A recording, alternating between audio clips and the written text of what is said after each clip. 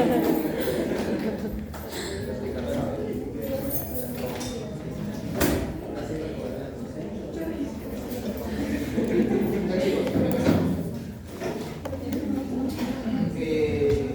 pasa cuando estamos enfrentando nosotros?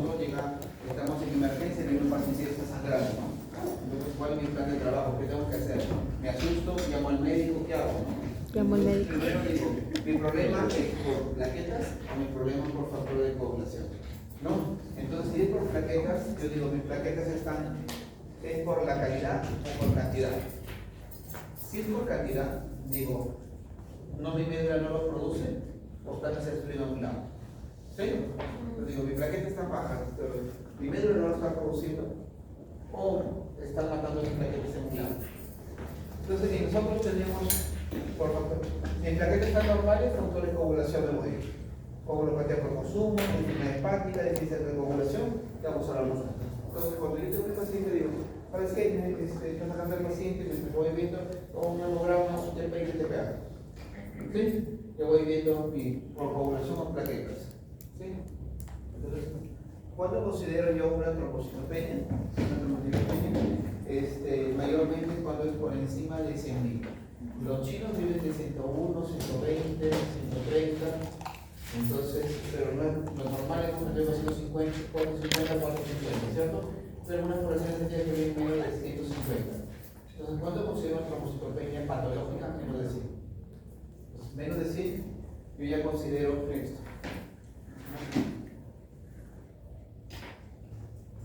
Entonces, esta trombocitopenia mayormente que vamos a poder observar tiene lugar de origen donde se puede ser la falla. Mayormente puede ser centrales o medulares por anemas, o mayormente periféricas que están destruyéndose mayormente. Si es centrales, baja producción medular, pero con vida plaquetaria en sangre de tantos días, por aplasia medular o tromboiesis ineficaz.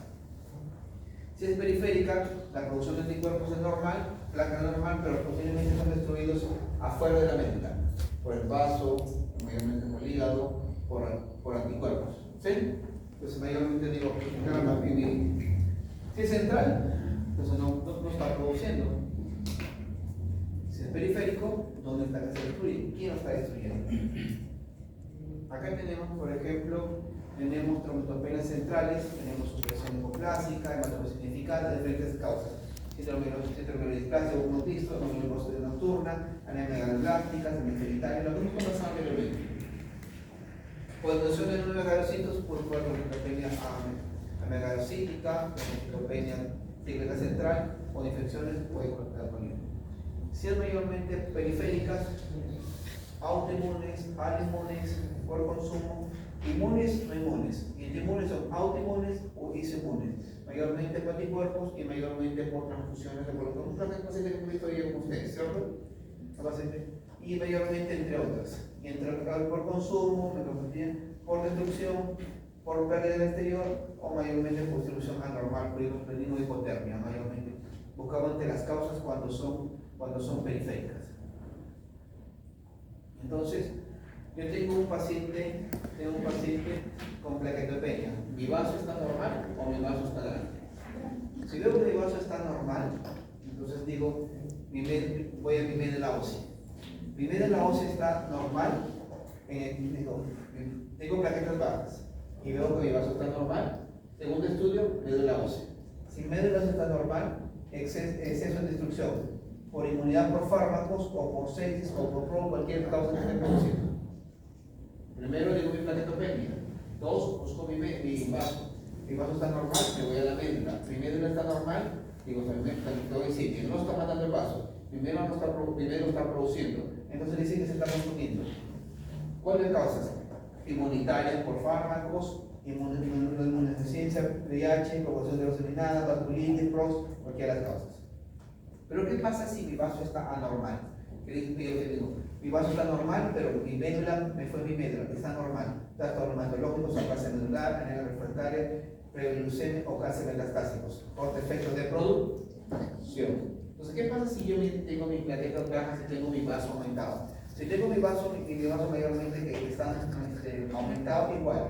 Entro médula, si están anormal o anormal. Si está normal, es por médula está normal, entonces por esplenomegalia como congestiva, patopatía, mayormente enfermedad de pozo, tumores, secuestro anormal.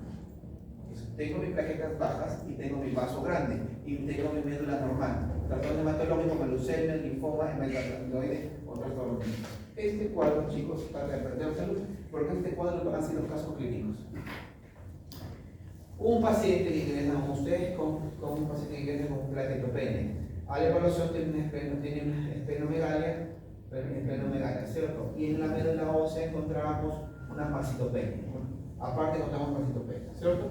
Entonces, considerando amigo hematológico, leucemia, ¿sí? Un paciente de tantos años que viene con plaquetopenia y le encuentro con el vaso que está anormal. Se le hace estudio de médula ósea normal. ¿Cuál sería la causa? Buscaríamos en reproducción, se puede poner algo sepsis, vasculitis, ¿te dan cuenta?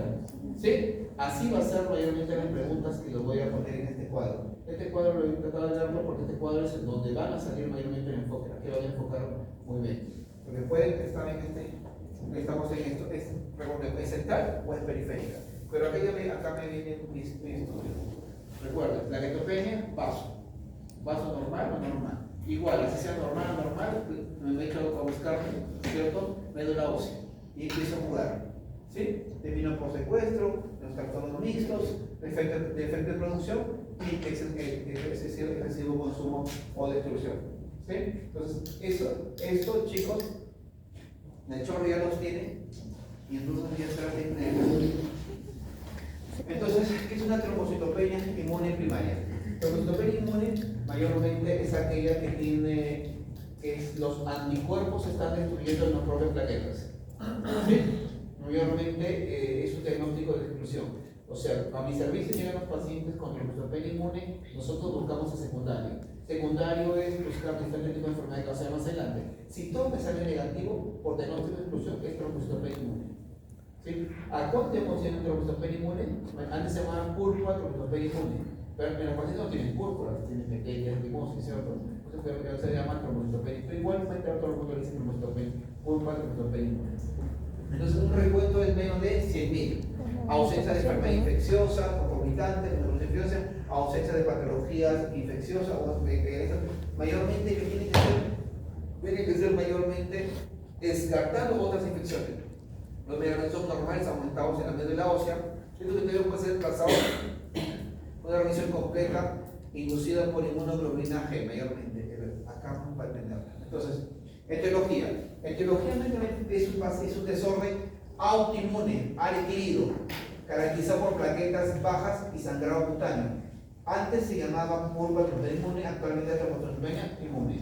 Entonces, este desorden autoinmune realizado por destrucción inmunológica de las plaquetas normales en respuesta a un tipo de conocido, un problema infeccioso, VIH, cualquier cosa que sea. Entonces, los anticuerpos destruyen las plaquetas, ¿sí? A una respuesta a un estímulo. Lo consideramos primario, un 80%, y secundario, el 20%. Consideramos que las plaquetas deben menos en 1000. Si tienen menos de 3 meses, es reciente. Si tienes hasta un año, es 3 meses persistente. Y más de un año, mayormente ya sería crónico. Cuando es resolución espontánea, hasta menos de un año. Más de un año ya no hay resolución espontánea. ¿Sí?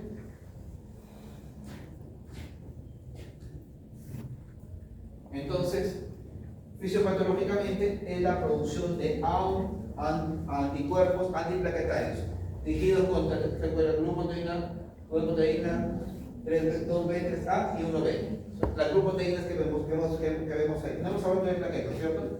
Entonces, mayormente lo que condiciona es destrucción plaquetaria. Puede ser bloquear la función de dicha función plaquetaria. Dice uno solamente, o bloquea la función de dicha glucoproteína. ¿Sí? Que es inhibir la adhesión plaquetaria o inhibe la agregación plaquetaria. Actúa sobre eso o inhibe la función. Porque vemos que el 1B mayormente adhesión plaquetaria y el otro es agregación plaquetaria. Anticuerpos plaquetarios que suprimen directamente la producción, no solamente los destruye afuera, también los destruyen en la médula. ¿Sí? También lo está destruyendo en la médula.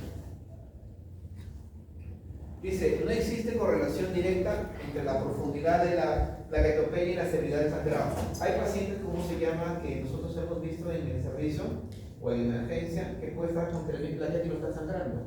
como puede estar con 20.000 plaquetas y está sangrando, ¿no? Mayormente. Entonces la flor de sangre no muestra muchas alteraciones, salvo macroplaquetas. Usualmente no necesita el estudio de médula ósea, salvo que no responde al tratamiento de primera línea. Entonces, ¿por qué? Porque estoy pensando posiblemente una aplasia nodular o estoy en una leucemia. ¿Sí? Buscando secundario. La médula no indica al aumento de cantidad de caroceritos. Este es lo que dijimos. Y cuando tenemos un paciente mayormente, cuando tu paciente tiene alteraciones de coagulación, tu paciente mayormente tiene hematomas, amartromas, hematomas abdominales, hematomas peritoneales, hematomas de cualquier parte. Entonces, cuando las plaquetas están bajas, encontramos más equimosis, epitelias en piel y mucosas. Mayormente en piel, mayormente en piel. Y mucosas. Mayormente en piel y mucosa. Pues cuando tu paciente le hace, disculpe, ¿tiene epistaxis? Mucosa. Disculpe, ¿tiene hemorragia? Mucosa. Y lo vas, ¿cierto? No lo vas a hacer tu paciente y lo vas evaluando, señor, va a ver que tiene petecas.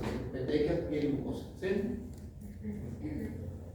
Entonces, alcanza una remisión 70-80% en adultos con corticoides y en niños solamente tiene una remisión espontánea. Los fármacos segunda línea deben ir a utilizarse.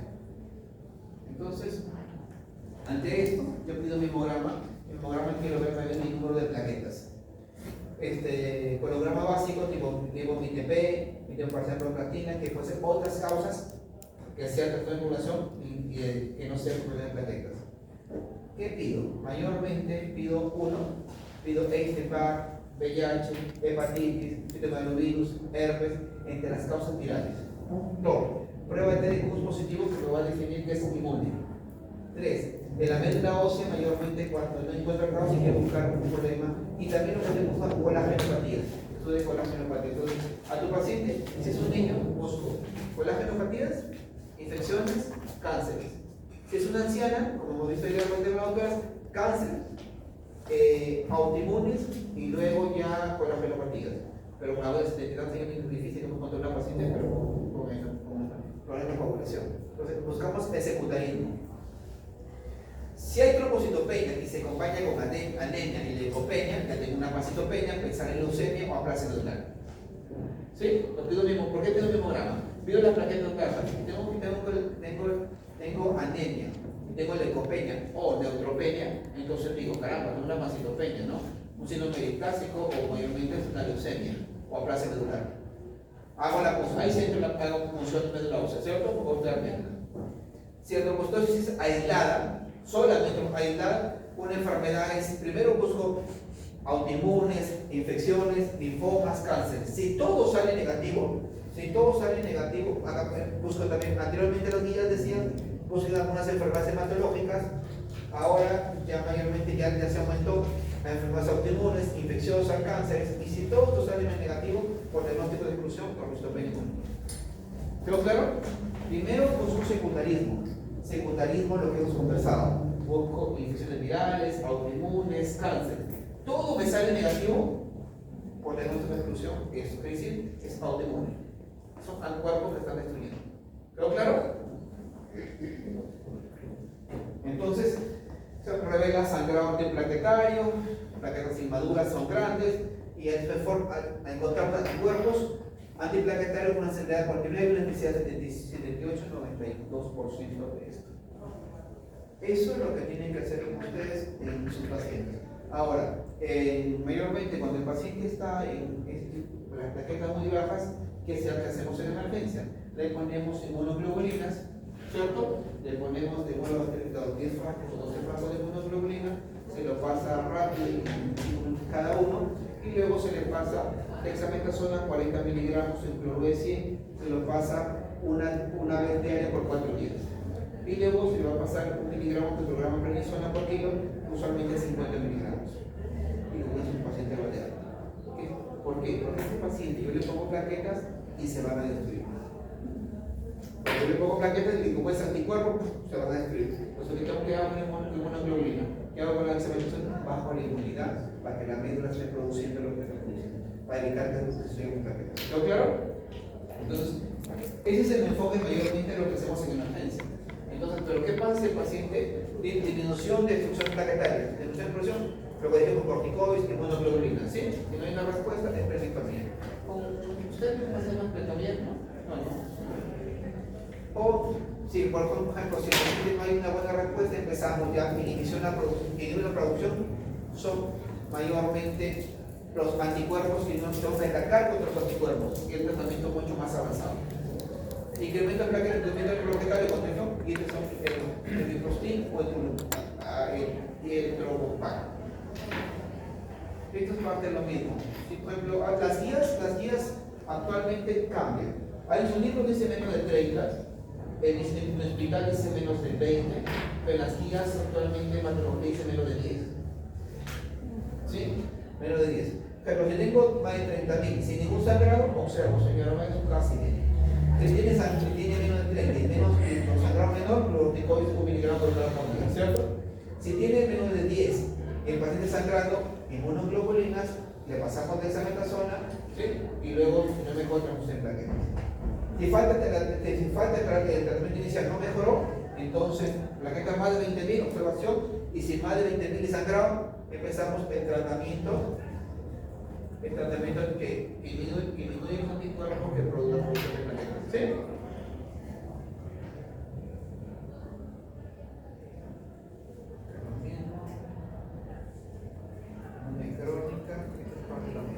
Ya. Tratamiento, ahora, riesgo, hay que tener en cuenta el riesgo, un caso clínico que me pareció bastante jocoso. Cuando yo era residente de tercer año, yo era residente mayor de piso, tenía al doctor Raquel, un amigo mío que era el R1, y teníamos a un interno chinito. Se había hospitalizado en mi servicio de la de cardio, un doctor y un paciente aparte. Entonces, cuando agarra el interno, llega, el paciente tenía 15.000 plaquetas. Y el paciente está que se queja de dolor de cabeza. Un dolor de cabeza en un paciente con plaquetas bajas piensa en una hemorragia sudominal o una hemorragia cerebral. Por eso los signos de alarma es sangrado o cefalea. Y tiene cefalea, piensa en una hemorragia cerebral. Entonces agarrado como se llama el chinito. ¿Cuántas plaquetas tiene 15.000, doctor? Y el paciente lo voy a ver, me llama el R1 y está así. En medio. Se tiraba de dolor el paciente, ¿no? En ese momento, a mala suerte nosotros, no le habíamos pedido ni grupo sanguíneo ni factor.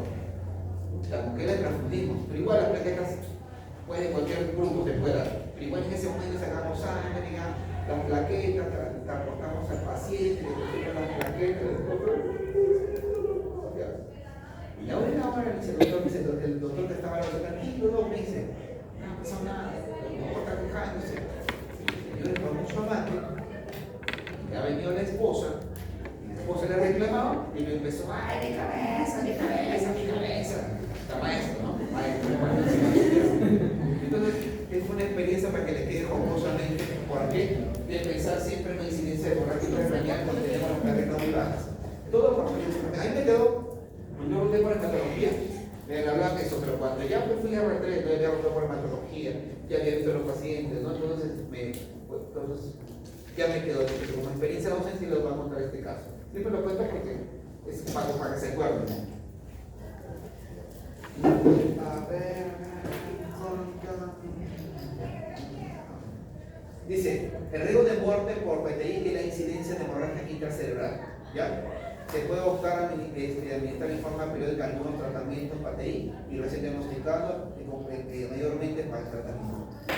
Aquí te doy esplenectomía. La esplenectomía es la eliminación principal del órgano donde se destruyen las plaquetas, ¿cierto? Secundaria por la eliminación principal del órgano productor de anticuerpos. Aparte que destruye, la forma anticuerpos el vaso, ¿cierto?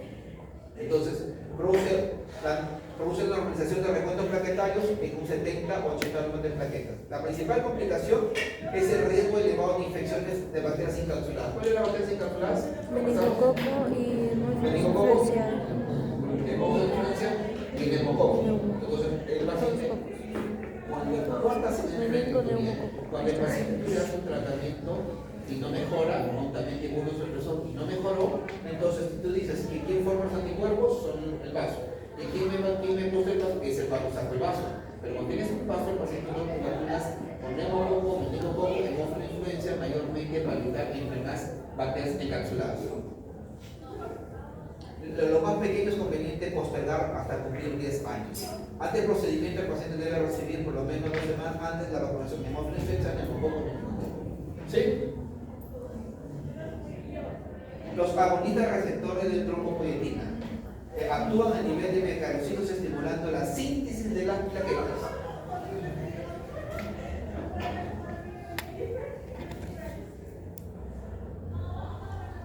¿Sí? ¿Se acuerdan el cuadro que estamos viendo acá? Aumenta la producción de plaquetas. ¿Sí? Entonces, el objetivo del tratamiento es alcanzar y mantener en forma sostenida el recuento de plaquetas por encima de 50 días. El porcentaje de respuesta inicial es de aproximadamente 80% y la respuesta sostenida por lo menos el 50%. Estos son los medicamentos. Esto es lo que voy a preguntar. ¿Cuál es la acción de la plaquectomía? ¿Cuál es la acción del receptor trombopoietina? ¿Avisados? ¿Sí? Porque esto no está en su libro, está en Today. Por eso lo voy a avisar.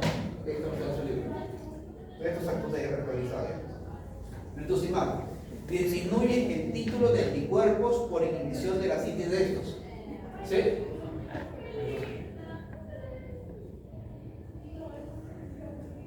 Inhibición de la producción de anticuerpos. ¿Sí? ¿Se ubica su cuadro? Esto no está en su libro, esto está en Today. Entonces utiliza 335 miligramos por metro cuadrado por dosis una vez por semana, por 4 semanas, aunque también puede iniciar de menos dosis. El porcentaje de respuesta favorable está entre 35 y 40%, pero el porcentaje de remisión prolongada a 5 años es del 20-25%. Estos casos graves obligan a suspender el tratamiento y del 4% de final. Esto es lo que hemos conversado. El tratamiento de niños puede incidir mayormente en la causa viral. No hay causas virales, pues la remisión es espontánea. Para hacer lo mismo, prevención, evitar infecciones. 2, evitar en el caso de un niño, por ejemplo, mi hijo tiene un pata, mi hijo es pelotero, ¿no? Mi hijo es bien pelotero, le encanta el fútbol y tiene su pata pues que toca. Pero su hijo, a su amigo le han descartado el propósito médico. ¿Tú te imaginas un joven pelotero que le gusta pelotear, después no jugando, ahora le dice que no puede jugar porque el contacto, igual sale jugando y pierde con su monitor? Es difícil a un chico que le esté diciendo, no, pero que ahora ya no puede jugar, pero usualmente tiene que evitar los contactos. ¿No? Prevención, lo que hemos visto. No, pero me imagino que los moretones, los golpes.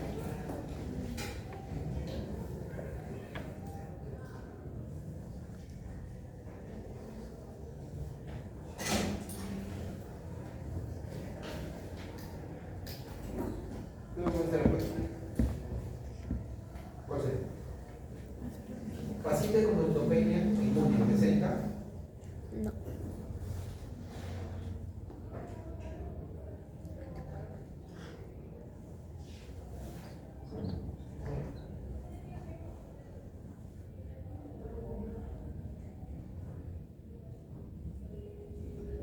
Así, las 5. ¿Es central? No. ¿La trombocitopenia inmune? No. ¿Un tiempo de vida de hemorragia? No tiene nada que ver. ¿Va asociado con el 50% de casos? No, pero la médula ósea con aumento plaquetal megalocito, sí, pues. ¿Sí? Entonces es como que yo estoy en una guerra y mando primero la carnada muere y después mando los comandos, ¿no? Entonces mientras cuando ya perdiendo, voy sacando gente inexperta, ¿no? Más jóvenes. Igual no estoy sacando plaquetas más jóvenes, plaquetas más jóvenes grandes, ¿cierto? Como me agradecidos.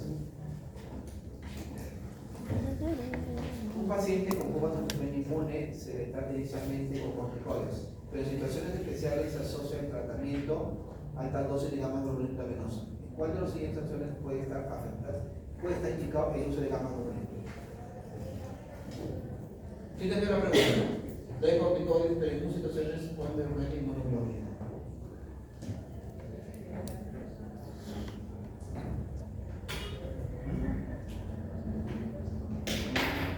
Es un caso que La no 4 o la 2.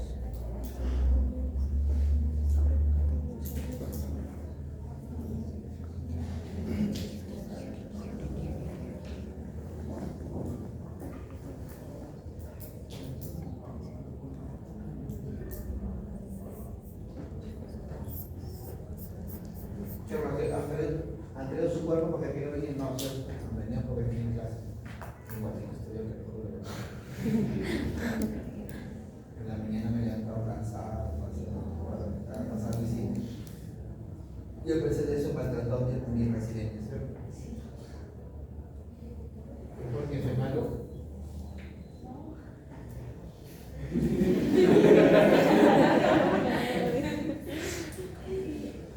El residente es mi amigo, pero como es mi amigo no me puede estar contenido.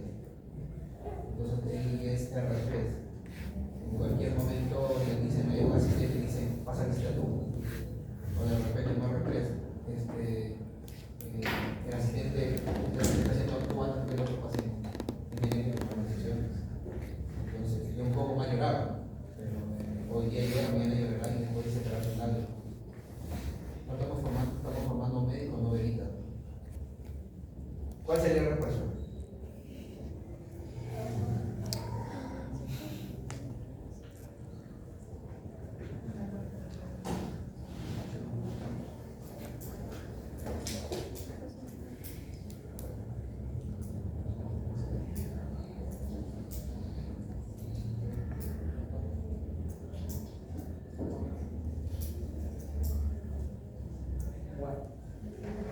¿De acuerdo?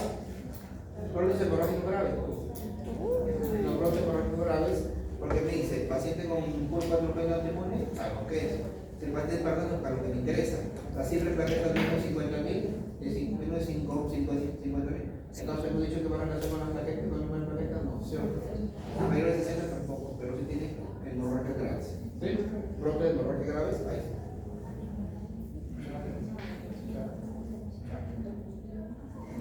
Mujer de 36 años consulta con epistaxia, repetición, petequias y equimosis. Estamos hablando de piel y mucosa, ¿cierto? Las pruebas de laboratorio muestran una trombocitopenia con frecuente plaquetas de 4.000.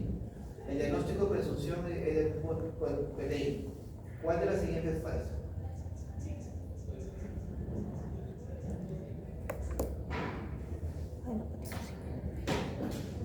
Puta, contra facilita, ya le di la respuesta. Va facilita. Sí. No están negativas, pero positivas, son nuevas.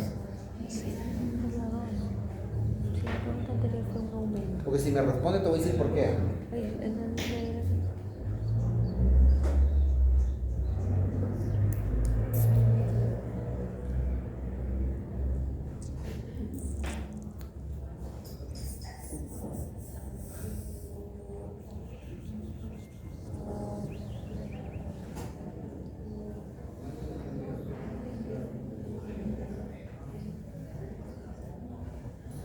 Ahí, en el Ahí está la primera. El diagnóstico de PTI se realiza con exclusión, descartando los dos por su papel de producto, ¿no? Es la 4. ¿Sí? Descartando o eliminando, ¿no? ¿Sí? La 4. Establece por exclusión, descartando otro porcentaje de producto PTI. ¿De acuerdo? La falsa de eso. Ah, la falta, eso no es. es la 2. Es la 2, doctor. Hay un aumento, no hay disminución. Tiene que estar aumentado, ¿cierto? Sí. Sí. Yo no. Muchacha de 19 años, sin antecedentes médicos de interés, algún cuadro gripal, 19 jovencita, ¿no? Autolimitado de 3 semanas. Acude al servicio de urgencias con petequia, equimosis y aparición espontánea. En relación física, la paciente se encuentra en buen estado general, afebril, normotensa, orientado en mismo fase personal. Son las petequias diseminadas en miembro inferior, abdomen, equimosis, que es extremidad inferior. Abdomen, equimosis, pequeñas en zona de palpa y nopatía, de palpa nopatías ni esplenomegalia. No se palpa. Analítica ofrece lo siguiente: hemoglobina es 12, la mujer está bien, ¿cierto? La cosa es 1.500 y las plaquetas 7.000. O sea, de las 3 tiene una, ¿no? El estudio de flota de sangre periférica ofrece una morfología normal. Recuerdo el consultario diferencial normal y el recuento plaquetario concorda las cifras analizadas. Sin agregación contraria. Bioquímica, proteinograma, normal. Método normal, HRV normal, que sí que me da destrucción.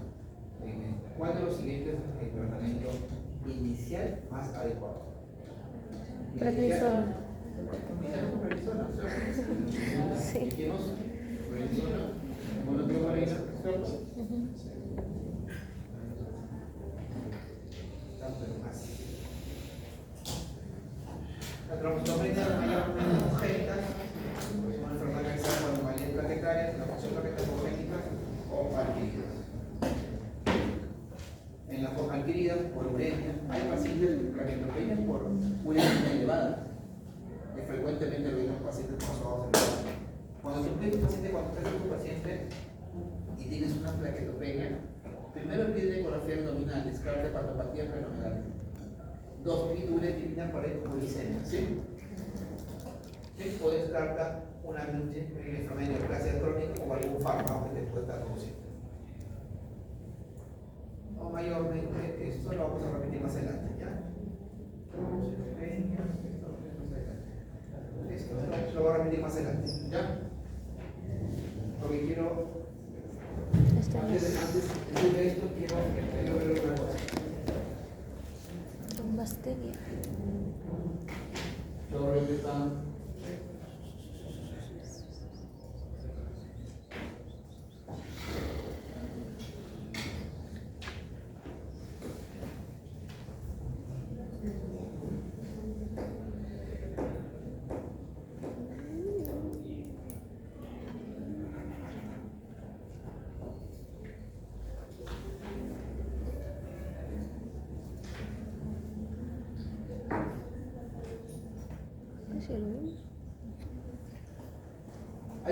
¿Alguien sacó papeles positivos?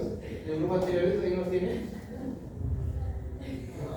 No, entonces préstame si las tiene, por favor. ¿Alguien tiene el grupo anterior que se ha pasado? Si las tiene, me las agradecería.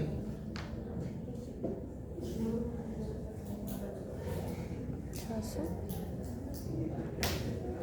¿Calmondial es de 2018? ¿Ahí las tiene el grupo pasado anterior? Ah, son 2018.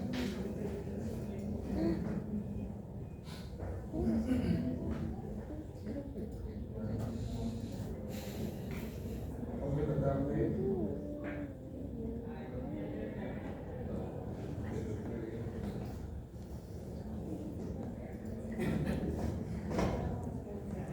Nosotros cuando tenemos en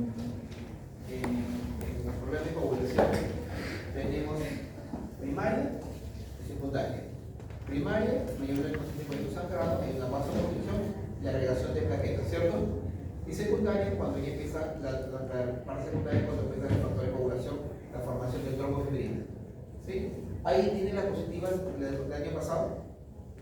Tengo que ver las positivas. ¿El año pasado? Creo que una aquí no cuadro.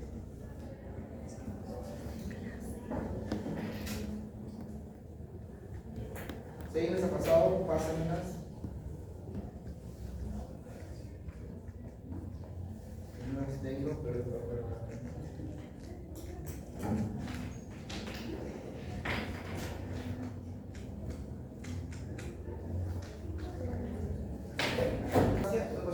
cual la inflamática interactúa. Hay una hemostasia primaria y hemostasia secundaria. Entonces vamos a tener que cuando mi paciente está sangrando, primero con una vasoconstricción, tapón plaquetario y después el coagulina que ya entre las plaquetas hace un tapón fuerte y ya no sangra el paciente. ¿Quedó claro? Entonces tengo a mi paciente, dijimos, si mi paciente tiene plaquetas, tiene petequias, epenimucosa y bisuria. Si el paciente tiene una población de hematomas en articulación y trastorno más tarde, ¿sí? Clínicamente lo que hemos conversado. Entonces tenemos acá hemostasia primaria, que hay una vasoconstricción y las plaquetas se adhieren en la lesión. Secundaria, mayormente actúan los factores de coagulación y la coagulación femenaliza con una mina que afecta todo efecto. Si yo formo trombos, plaquetas, tiene un efecto en contra, usted formaría un montón de trombos en un infarto, ¿cierto? Entonces, al efecto de las plaquetas, por otro lado, hay un efecto que destruye las plaquetas. Sí, que tiene que ver una hemostasia, una tranquilidad. Entonces, esta imagen, por favor, tomen atención, porque de aquí sabemos todo y de aquí entendemos todo. Y casi lo voy a mi hijo menor porque me he perdido ¿cómo se me ha perdido? ¿Cómo se llama el puntero? Este es un vaso sanguíneo que he seleccionado. ¿Sí? Nos cortamos la lesión sanguínea, fase primaria. En la dijimos que primero va a haber una vasoconstricción y después se comienzan a adherirse las plaquetas. ¿Cierto? Hasta acá, la lesión plaquetaria son en fase primaria. Pero vamos a entender también que la plaqueta tiene tres fases: agregación plaquetaria, adhesión plaquetaria, activación plaquetaria y agregación plaquetaria. ¿Sí? Tenemos adhesión, me adhiero al vaso, activo y luego me agrego entre plaquetas. Y después de eso empieza la secundaria, formación de fibrina, que hace estable y ya dejo de sangrar. Y después desintegración del coágulo sanguíneo, que es la fibrinolisis. ¿Hasta ahí quedó claro? ¿Quedó claro para todos? ¿O vuelvo a repetirlo? Entonces, yo me corto, como este es el vaso que está lesionado, tengo hemostasia primaria y hemostasia secundaria. En la hemostasia primaria dijimos que mayormente el paciente tiene una vasoconstricción, ¿cierto? Comienza con la vasoconstricción. Entonces, en el paciente mayormente luego se agregan las plaquetas. Hasta acá, vasoconstricción, y las plaquetas hacen el tapón plaquetario, hasta ahí es hemostasia primaria. Entonces, las plaquetas en esta tienen tres fases: fase adhesión plaquetaria, activación plaquetaria y agregación plaquetaria. Adhesión, activación y agregación. Y luego comienza a aparecer actúan los factores de coagulación en la hemostasia secundaria para formar la fibrina. La fibrina con las plaquetas forman un tapón plaquetario con fibrina y ya dejan de sangrar. Y a la vez, al mismo tiempo comienza a formar la integración del coágulo. Porque si no forma un efecto contrario, puede formar muchos coágulos que van al cerebro, van al corazón, que puede ser infartado. ¿Sí? Entonces, la hemostasia primaria es vasoconstricción, formación de tapón plaquetario, formación de fibrina y fibrinolisis. ¿Quedó claro? Entonces, este es el endotelio, el endoplano, que me interesa, lo mismo ya. Acá. Este es un vaso sanguíneo, ¿sí? Un vaso sanguíneo, y usualmente esta es la pared que debe ver todas las células endoteliales. Pero acá ha sido cortado, ¿sí? Ha sido cortado. Tras del tejido endotelial existe el coágulo, ¿sí? Mayormente el coágulo subendotelial, que está protegido por las células endoteliales. Pero al lesionarme, queda expuesto el coágulo subendotelial. ¿Quedó claro? Este coágulo subendotelial tiene que unirse a la plaqueta por medio del factor von Willebrand con el grupo proteína 1B. ¿Quedó claro? Y eso hace que yo me adhiera. Si yo no pero tengo el factor von Willebrand de mi pared, tiene que unirse con la proteína 1B, el 1B, para producir la adhesión plaquetaria. Si mi plaqueta no tiene la glucosidina 1B, así tenga yo el factor von Willebrand, no se puede unir. Si yo tengo mi plaqueta, el factor 1B, y yo no tengo factor von Willebrand, tampoco se puede unir. ¿Quedó claro? Tiene que ver el endotelio plaquetario, el factor von Willebrand, para que se una con la plaqueta de la glucosidina 1B. ¿Quedó claro? Entonces, después que yo me adhiero, comienzo a activar las plaquetas, activación plaquetaria, por diferentes funciones. Por ejemplo, adenilfosfato, y acá tenemos adenilfosfato 3, adenilfosfato es la acción de la clopidogrel, donde actúa el clopidogrel. Adenilfosfato, acción de la aspirina. Pregunta examen. Entonces, y luego de esto, yo comienzan las plaquetas a agregarse. Me adhiero, las activo y comienza a formar el tapón. Tienen que unirse varias plaquetas, agregación plaquetaria. Ahí actúa la glucoproteína 2B3A. ¿Quedó claro? La 1B es de adhesión plaquetaria, 2B3A mayor velocidad de agregación plaquetaria. ¿Quedó claro? Vuelvo a repetir. Yo tengo un vaso sanguíneo con mis células endoteliales que me están protegiendo el colágeno endotelial. Soy endotelial. Yo corto, hay un corte, entonces expongo el colágeno subendotelial. Entonces, para que yo pueda, ¿cómo se llama?, evitar el sangrado, tengo que mi vaso sanguíneo que tiene el factor bombinal tiene que unirse con la glucoproteína una vez de las plaquetas. Adhesión plaquetaria, activo las plaquetas y luego que se agreguen las plaquetas juntas para formar un tapón plaquetario, la agregación plaquetaria. Pero la agregación plaquetaria ya lo hace la glucoproteína 2B3A. ¿Hasta ahí está entendido? Si está entendido, pues continuamos. Esto es parte de la misma esto. ¿Se acuerdan ustedes su clase de laboratorio? ¿Sí? Su clase, pero vamos a resaltar el problema. Su clase de laboratorio dijimos vía intrínseca y vía extrínseca.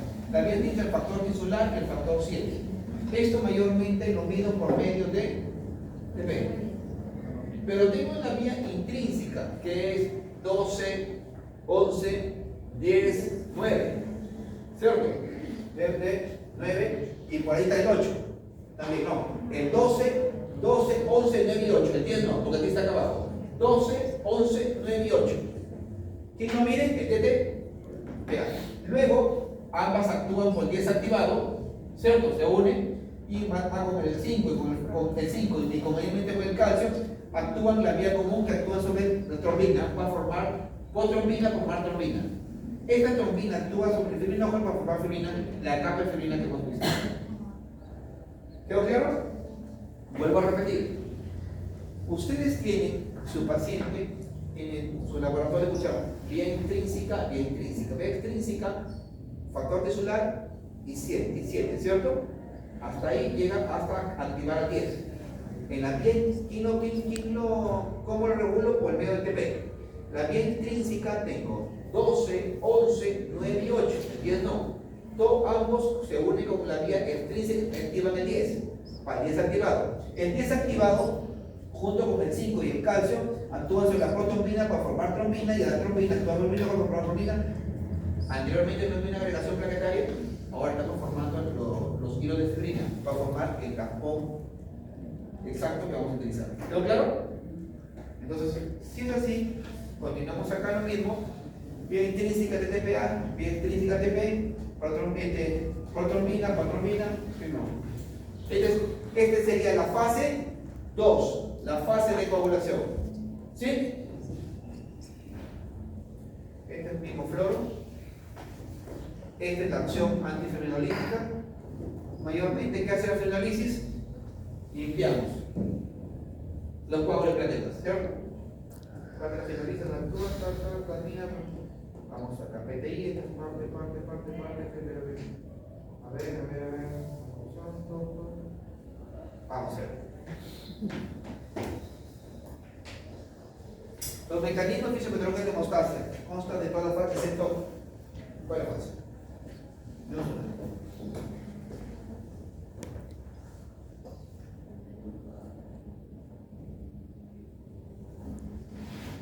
La E. Facilita. Recontra facilita. ¿Cuál es? La E. ¿La D? La E. La E, es vasoconstricción, ¿cierto? No es vasodilatación, ¿no? El vasoconstricción y tapón plaquetario. Después sería formación de fibrina y fibrinolisis. Acá.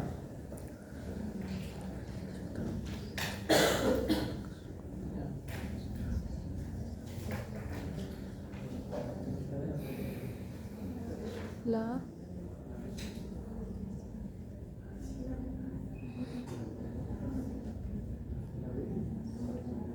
La B. La La B lo voy a jalar. A.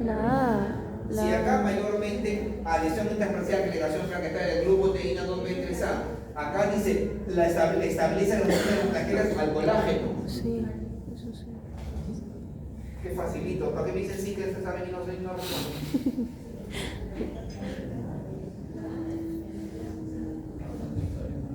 ¿No se une para adhesión plaquetaria? ¿Y el de acá no es agregación plaquetaria? Entonces, después lo jala uno. ¿O no? ¿Verdad?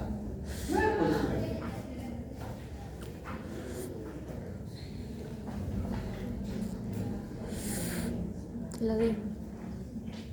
La D. La D. Ah, La D. la inhibición del efector plaquetario del linfosfato, ¿cierto? Muy bien.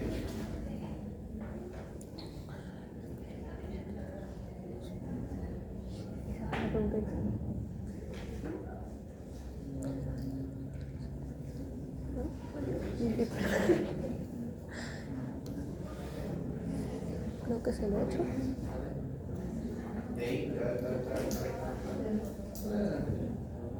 Después el papel es factor 8 en la población.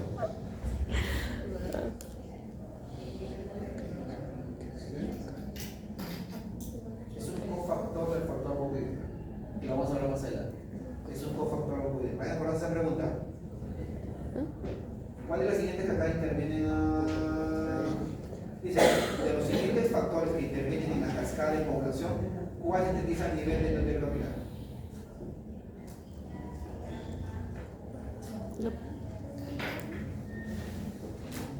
¿Antitrombina? No. ¿Ahí cuál es? La B. Extrínstica. Ujú. ¿Ok? La A. Y no pueden salir fácil, y no pueden los alumnos de la SPAN contestar las preguntas del penal. Son preguntas del penal. Lo que estoy haciendo son preguntas del penal. Los casos de la Pedro es más inteligente que ustedes, o el de los es más inteligente que ustedes, ¿no?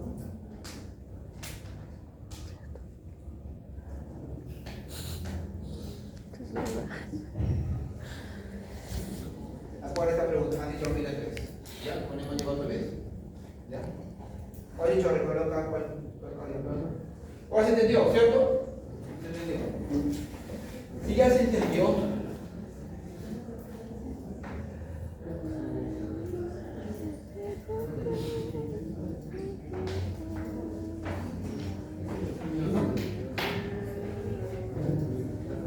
si ya se entendió,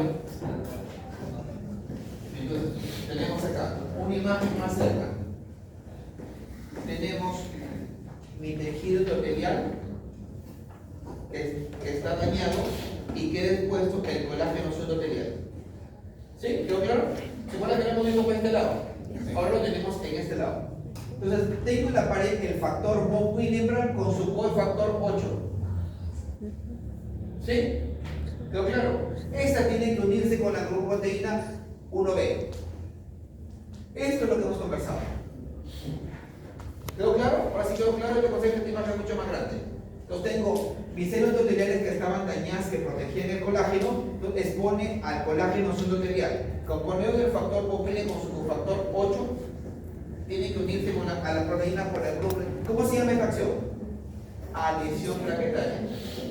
No es activación plaquetaria ni es agregación plaquetaria.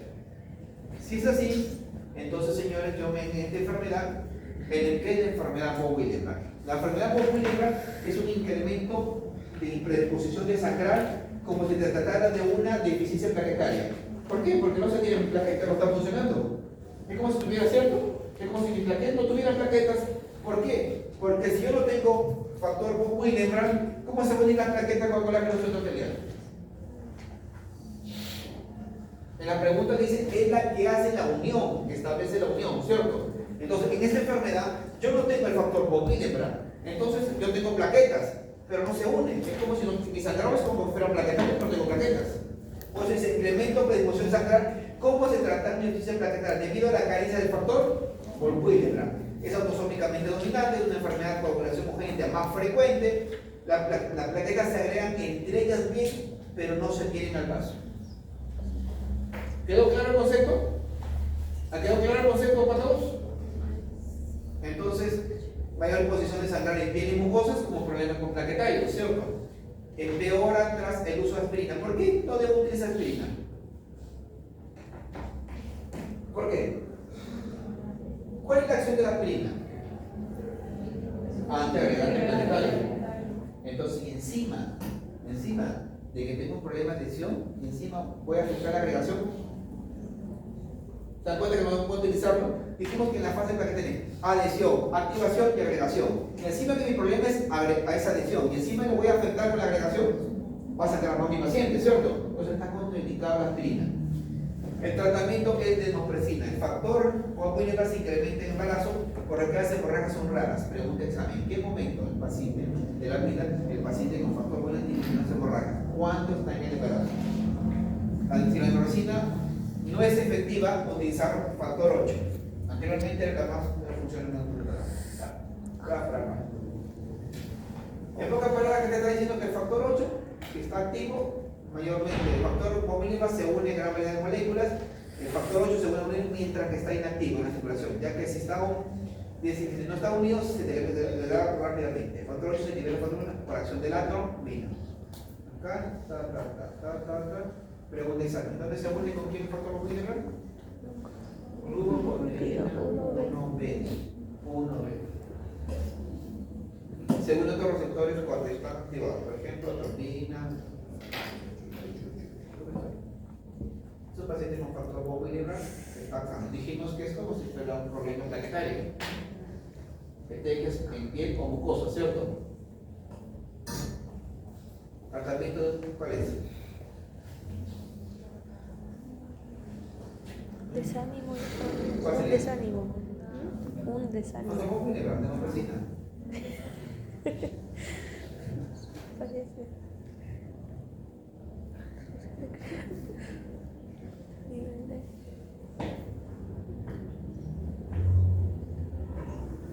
Aumenta el factor coagulante, ¿cierto? Acá.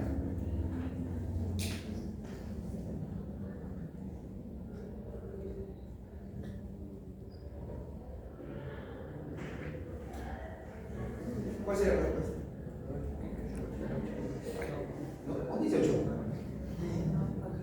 Un 18. ¿La E? ¿La doble? Un 18 reto. 8. ¿Cuál sería? La deficiencia de cuál de los siguientes factores prolonga el LPA, ocasionando una hemorragia. ¿Ah? El 9. Por eso vamos a empezar ahorita hemofilia A, hemofilia B. ¿Cierto? Yo tengo que TPA largo y el TPA elevado. Y tengo que TPA está elevado, entonces yo digo, caramba, si está en déficit el 8, hemofilia A. Si está en déficit el 9, hemofilia B. ¿Quedó claro? ¿Quedó claro para todos? ¿Sí o sí? El TPA, mi paciente con TPA elevado. Pido mi factor 8, mi factor 9. Tengo el déficit factor 8 hemofilia A. Tengo el factor 9 hemofilia B. Entonces el resultado de una deficiencia de mayormente hemofilia A con el factor 9 hemofilia B, lo cual conduce a un incremento renal sangrado. Ambos tipos van ligados al cromosoma X.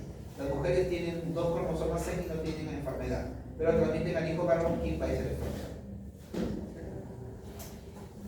La hemofilia es 6 veces más frecuente que la hemofilia B. En términos de ellos es algo así. ¿Sí? Ella se pide Sánchez, ella me pide Sánchez. Voy a quitarme un poco de edad. Va a decir como si fuera, porque me parezco como a su papá, en este caso sería su hermano, ¿sí? Y va a ser nuestra mamá, ¿sí? Nuestra mamá tiene hemofilia, ¿sí? Y ella tiene un cromosoma dañado, y ella tiene un cromosoma X, porque ¿dónde está el cromosoma X? Ella tiene 2 cromosomas X, tiene uno normal y uno dañado, ¿sí? Ella le hereda el dañado a ella y me hereda el dañado a mí. Ella le hereda el cromosoma X dañado que tiene otro cromosoma X. Por eso no le da la enfermedad. Pero yo tengo Y y tengo un solo X. Y encima me da el X dañado. A mí me da la enfermedad y a mi hermana no. ¿Quedó claro el concepto ahora sí? ¿Quedó claro? Ya hermanita, ya mamá. Entonces ya quedó claro, ¿sí?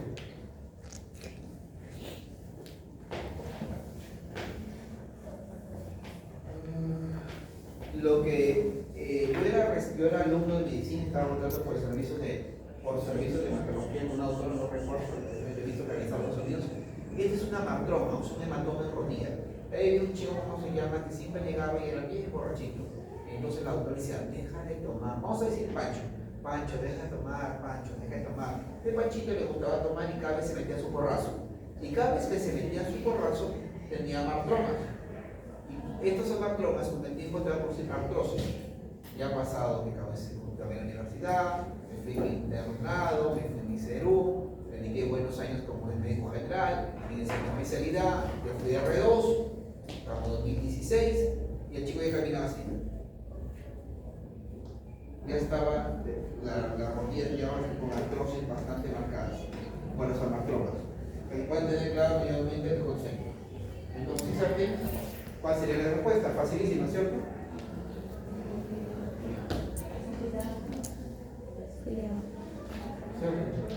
Y no son fáciles preguntas de nada que lo respondan ustedes en el examen. Pues pregunta del examen, chicos. Examen que lo van a hacer bien. Examen nada. Entonces, la hemofilia por severidad es el fuerte porcentaje de factor que tengo. Si yo tengo leve, quiere decir que tengo más del 5% o más del 15, 35, su libro dice 5, 35, 25, ¿cierto?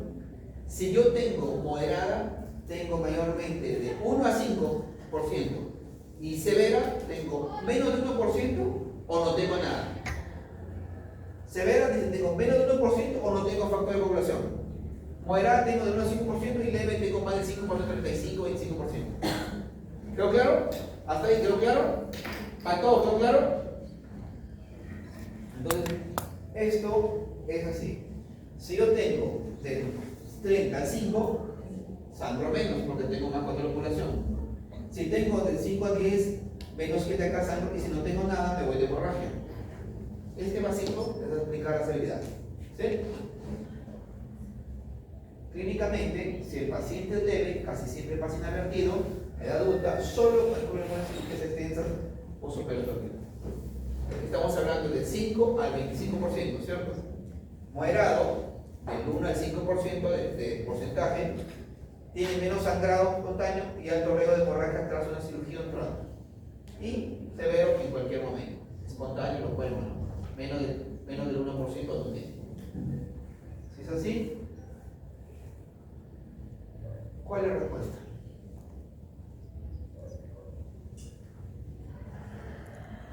Acá es el 100%. Acá. Antes se llamaba la reina Victoria, se creía que era la reina de ¿cómo se llama? De los reales, ¿no? Y te cuenta la historia. Que hoy parece un negrito de hemofilia y se acabó la enfermedad real. No solamente era se creía que todos sus familiares tenían, ¿no? Creían que una enfermedad real, pero no lo es. Entonces, en este paciente le tengo mi hemograma, la escala tenía plaquetopenia, mi TP y mi TPA. Y le constaté cuántas tenía alterado de todo eso. Mi hemofilia. El TPA, solo. Entonces, vía científica 9, 12, 9, 8, ¿cierto? ¿Cuál es el TP? Veamos. ¿Qué pasa el tratamiento? Si mi paciente no tiene, le doy cuenta. No tiene factor 8, le doy factor 8, el factor 9, le doy factor 9, ¿no? El tratamiento, si es moderado, desmopresina, especialmente para procedimientos invasivos. Si es leve, si es moderada, desmopresina o factor 8. Si es severa, factor 8 recombinante. La desmopresina actúa liberando el factor 8 endotelial depositado y la desmopresina no funciona en hemofilia de pregunta de examen. La hemofilia, la desmopresina no actúa en hemofilia B. Si es así, respóndeme la pregunta. ¿Cuál es la respuesta?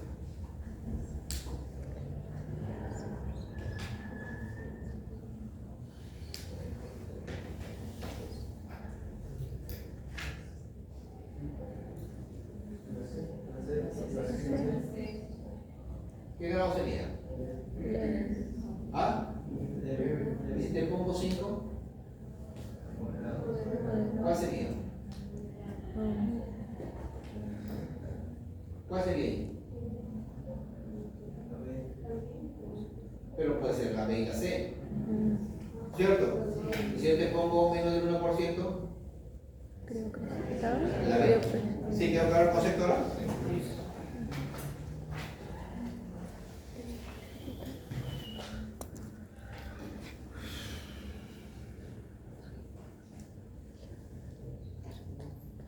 ¿Qué le pongo?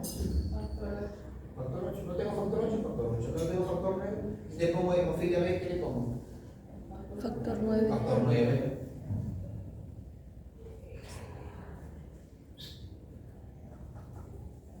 ¿Qué cromosoma?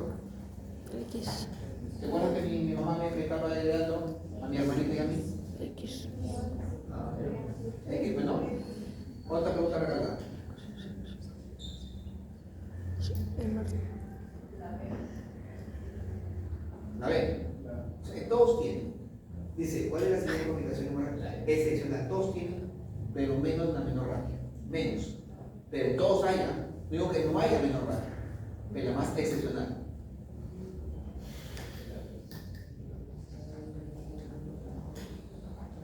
Niño de 18 años, 18 meses de edad, calendario vacunal completo hasta la fecha. Que consulte el servicio de urgencia con calefacción en la rodilla derecha, para jugar en el parque sin traumatismo evidente. Sin traumatismo evidente, ¿ah? En el examen de análisis dirigida, la madre refiere que su tío de ella tiene problemas similares. Congénito. ¿Sí? Se pone la reina Victoria, todos los niños congénito. Ligado al cromosoma X, hereditario. ¿Sí? La exploración ecográfica es compatible con amartrosis. Y en la analítica se destaca el alargamiento del TTPA. ¿Cuál es la hipótesis diagnóstica? Hemofilia. Fácil las preguntas, ¿no, chicos? Fácil las preguntas, no se puede quejar. ¿Listo? ¿Recuerdan? ¿Sí? Y ahora vamos acá. Si yo no tengo el 1B, sería síndrome de Werner-Solier. ¿Se acuerdan que estábamos anteriormente? Yo tengo factor por William, pero no tengo la 1B en mis plaquetas. Yo no me puedo adherir. Y si la ausencia de eso se llama el síndrome de Werner-Solier. ¿Sí? Dijimos que el grupo tiene 2B y 3A, ¿se encarga de qué? ¿Qué fase en la plaqueta que era? La agregación plaquetaria. Si yo no tengo trombocitopenia de glándula. ¿Quedó claro? Y esto ya es más congénito, lo que quería. ¿Te acuerdas que la discusión anterior que lo cortamos por acá, no lo podemos entender? Es parte de lo mismo, y es parte de eso no se va a definir. ¿Ya? Vamos a ver acá. ¿Cuál sería? La C. Anticoagulante plaquetario. Alcanzamos un minuto. Y luego se acaba. Chicos, ¿se entendió la clase acá? ¿Se entendió la clase? Corran con sus libros. Agarran su TO y agarran su amigo. Mínimo les pido. ¿Sí? Mínimo les pido para el examen. El examen, el que me lea, el que estuvo en la clase y le entendió la clase y me leo el TO y la MIR, porque muchas de las positivas que están ahí, agréguenles leyendo, porque muchas veces agregado de acto de que no está en sus libros, porque tengo que actualizarlo. Sus libros mayormente son en la parte de tratamiento no cambiaron, porque sus libros son traducidos, tienen como 3 o 4 años de cambio el acto de ellos más actualizado cada 6 meses. ¿Sí? Entonces lean él no va a cambiar la clínica ni eso, ni el diagnóstico, no va a cambiar nada, pero sí el tratamiento como conversado. Entonces, eso es lo máximo relevante. Pero si tú no me lees y no me lees el TO, no me lees en clase, ¿cómo te puedo ayudar? ¿Cómo quieres que te ayude? ¿Pero claro? Ni la Biblia te va a salvar si le tomas 100 libros.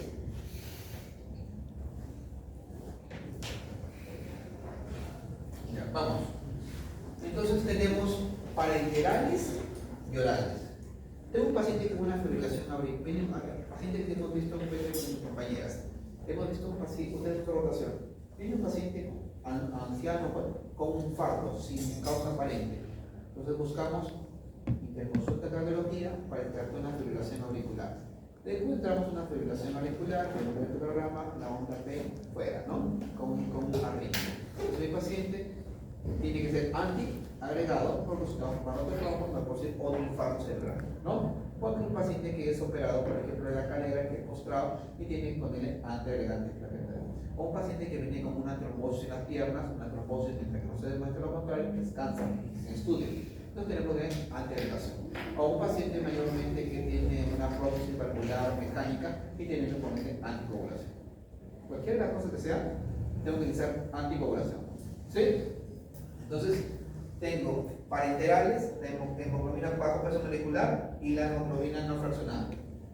Y la de acá mayormente. Y tenemos las orales, la que actúan sobre 10A y mayormente que son el rivaroxaban, apixaban, endoxaban, y los que actúan sobre antitrombina, dabigatran. Y los que la warfarina y el eucarínico que vamos a ver. ¿Sí? Tengo la enoxaparina y tengo la heparina sódica.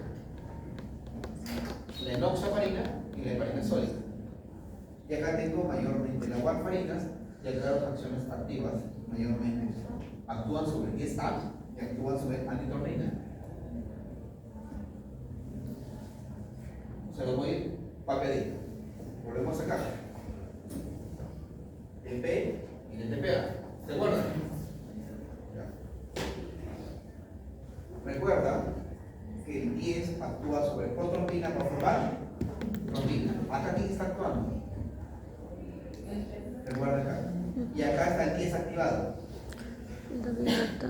El de acá y el de acá. ¿Quedó claro? ¿Quedó claro dónde están actuando? Vuelvo a mi imagen. Sobre el 10A. Si yo actúo sobre el 10A, nunca va a formarse protrombina en trombina. Si yo actúo en trombina, nunca va a actuar la fibrina por es anticoagulo. ¿Sí? Anticoagulo. La dirección es errónea. Pero me voy acá y tengo mi heparina de bajo peso molecular y mi antitrombina.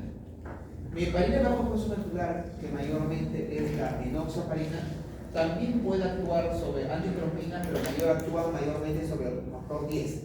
Eso y la heparina no fraccionada, la heparina sódica, mayormente la heparina actúa solamente sobre antitrombina. Como la heparina no funcional, que es la mayormente la enoxaparina, como actúa sobre 10, tiene menos sangrado. Porque la heparina sódica, como actúa como la trombina, es antitrombina, ahí mayormente hay más sangrado. Por eso los pacientes con enoxaparina sangran menos porque actúan sobre 10 A. La heparina sódica sangran más porque actúan sobre la trombina o la antitrombina. ¿Quedó claro? Por eso era su cuadrito, vamos a ver su cuadrito, ¿no? Heparina no fraccionada. La heparina fraccionada, mayormente estamos hablando de la heparina sódica, dice potencia de actividad anticoagulante actúa sobre antitrombina 3. Antitrombina 3. ¿Sí? Dice mayormente el control tratamiento, el examen. Si viene un paciente, por ejemplo, viene un paciente con RC5 en hemodiálisis, ¿sí? Es renal, ¿sí? Mayormente a los pacientes se les dan heparina sódica, 5.000 unidades en la mañana, 5.000 unidades en la noche como anticoagulante. Pero tu paciente ingresa contigo y te ingresa con sangrado. Le pides un TP normal y pides un TTP elevado. Entonces, si yo te digo que mi paciente no puede empezar a hemofilar a veces, está dando heparina. Entonces, mi paciente está sobreanticoagulado por heparina sódica. ¿Quedó claro? Lo repito. Lo vuelvo a repetir. Le dio chorre. Tengo un paciente, ¿cómo se llama? RC5 en hemodiálisis. Los pacientes de RC5, la enoxaparina tiene un metabolismo renal, el único. El resto tienen un metabolismo hepático. Por eso los pacientes con enoxaparina usualmente no se les da con pacientes con problema renal. Porque su metabolismo renal y el resto es metabolismo hepático. Entonces, le pongo un paciente, le pongo enoxaparina, que está dañado el riñón, se va a ir más sangrado. ¿Cierto? Entonces, le damos heparina sódica 5.000 unidades cada 12. Entonces, tu paciente está ingresando por emergencia con sangrado. Y tú le pides en plaquetas normales, TP normal, y tu TPA está elevado. Entonces, quiere decir que mi paciente está sobreanticoagulado por heparina sódica. ¿Quién lo mide, dice? ¿Quedó claro? Ya, dice. Entonces, ¿qué hago? Sulfato de protamina. ¿Sí? Sulfato de protamina. En caso de que un paciente le lleve heparina y debe someterse a una intervención quirúrgica, vamos a ver. Tengo un paciente, ¿cuál es la más más? Belinda. ¿Belinda cómo es la carta? Belinda, vamos a ver con Belinda. Belinda es una paciente que se realiza. Toma heparina sódica, ¿Sí? Pero Belinda quiere hacerse una rinoplastia. Es una operación electiva, ¿no? Entonces, y usted dice, ¿qué hacemos? Suspende heparina y opéralo 6 horas después, antes de la intervención. O sea, suspende la heparina 6 horas antes de la intervención. ¿Quedó claro? ¿Quedó claro?